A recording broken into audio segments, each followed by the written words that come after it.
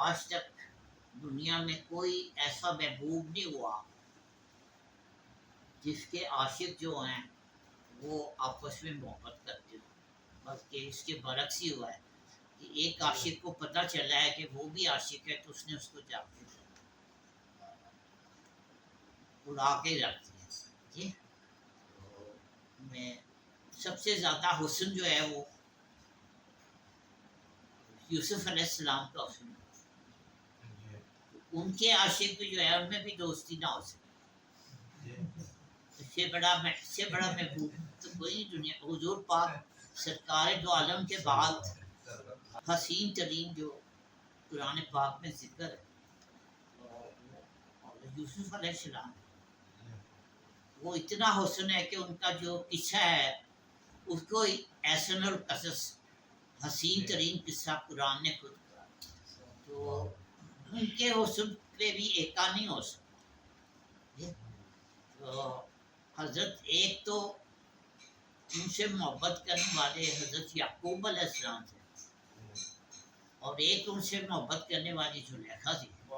اب آپ خود ہی سوچتے ہیں آپس میں ان دونوں کا کیا تعلق ہو۔ تو اور باقی ان کے حسن پہ عاشق ہونے والی زلیخا کی سہیلیاں تھیں، تو وہ بھی آپ سوچتے ہیں کہ ان سہیلیوں کا آپس میں ایک دوسرے کیا تھا، ٹھیک ہے نا۔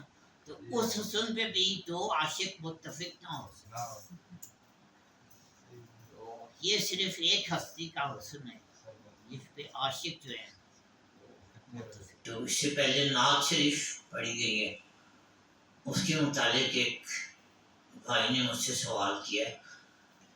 ہاں جی پڑھیں۔ یہ بارگاہ حسن دو عالم نہ ہو کہیں، یہ بارگاہ حسن دو عالم نہ ہو کہیں، ہے پاسباں رقیب یہاں کیوں رقیب، ہے پاسباں رقیب یہاں کیوں رقیب کا۔ یہ انہوں نے کہا جی یہ شعر جو ہے یہ اس کی تشریح کر دیجیے۔ تو اس شعر کا جو شاعرانہ حسن ہے نا وہ لفظ دو عالم ہے، بارگاہ حسن دو عالم، تو یہاں پہ بارگاہ حسن رحمت للعالمین بھی آ سکتا تھا، بارگاہ ختم المرسلین بھی آ سکتا تھا، اور بارگاہ شمس الدجا بھی آ سکتا تھا، تو لیکن یہ بارگاہ حسن دو عالم کی بات ہو رہی ہے۔ تو جہاں حسن ہوتا ہے وہاں اس کے چاہنے والے بھی ہوتے ہیں، ٹھیک ہے، یہ پہلا مصرع پہلے سمجھ، جہاں حسن ہوتا ہے تو اس کا چاہنے والا ہوتا ہے، لیکن جہاں مجاز کا حسن ہوتا ہے وہاں اگر چاہنے والے دو ہو تو وہ آپس میں دشمن ہوتے ہیں۔ اگر ایک انسان کا ایک عام انسان سے جو حسن پہ عاشق ہو گیا ہے تو کوئی اور بندہ اس حسن پہ عاشق ہو جائے گا، تو کوئی اور بندہ اس کو ملے گا، وہ کہے گا میں بھی اس کے حسن پہ عاشق ہوں، تو وہ آپس میں ان کی دشمنی ہو جائے گی۔ تو شاعری کی زبان میں یہ جو مجاز کے دو عاشق ہیں ان کو کہتے ہیں رقیب، یعنی کہ ایک دوسرے کے رقیب ہو جاتے ہیں، ایک دوسرے کے دشمن ہو جاتے ہیں۔ لیکن رقیب کا عربی میں، اردو اور فارسی میں رقیب کا مطلب تو دشمن ہے، لیکن عربی میں رقیب کا مطلب ہے نگہبان، حفاظت کرنے والا، محافظ۔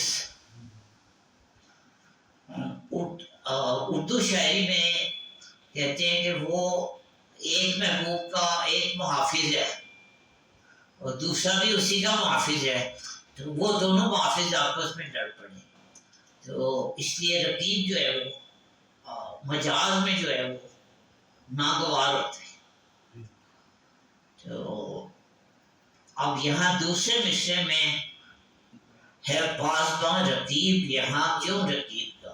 اب دوسرے مصرے کا کمال یہ ہے کہ رقیب کا جو ترجمہ عربی میں ہے وہ پاسبان کر دیا گیا، اور یہ بتایا گیا ہے کہ بارگاہ حسن جو عالم ہے، یہاں پہ جو دو رقیب ہیں وہ آپس میں ایک دوسرے سے محبت کرتے ہیں۔ تو اس پہلے میں جو دو کا لفظ آیا اس کا بھی لطف لیجیے، اور دوسرے مصرے میں جو پاسبان آیا ہے، یہاں ہم سب بیٹھے ہوئے ہیں، اور یہ بارگاہ حسن ہے بابا حضور کی، تو اس پہ ہم سب جو ہیں ایک دوسرے کے محافظ ہیں، ایک دوسرے کے رقیب ہیں، لیکن رقیب ہونے کے باوجود ایک دوسرے کے محافظ ہیں، دوست بھی ہیں۔ تو یہ بارگاہ حسن جو عالم کا کمال ہے کہ وہاں جانے والا جو ہے وہ دوسرے جانے والے سے بے انتہا محبت کرے، ٹھیک ہے۔ تو یہ آپ نے اس ایک شعر میں یہ اس سوال کا جواب بھی دے دیا ہے کہ عشق مجازی اور عشق حقیقی میں کیا فرق ہوتا ہے۔ اس شعر میں جواب آ گیا۔ عشق مجازی وہ ہوتا ہے جہاں پہ رقیب جو ہے ناگوار ہوتا ہے، اور عشق حقیقی وہ ہوتا ہے جہاں پہ رقیب جو ہوتا ہے وہ بذات خود پاسبان ہوتا ہے۔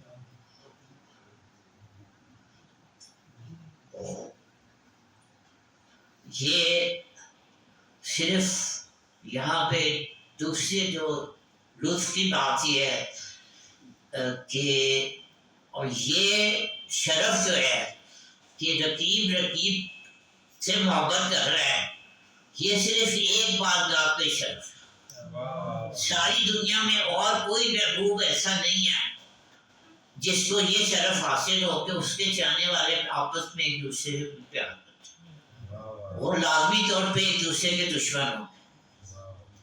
یہ صرف ایک بارگاہ ہے تو وہاں پہ یہ ہوتا ہے کہ محبت کرنے والے آپس میں بھی محبت کرتے ہیں، ٹھیک ہے جی۔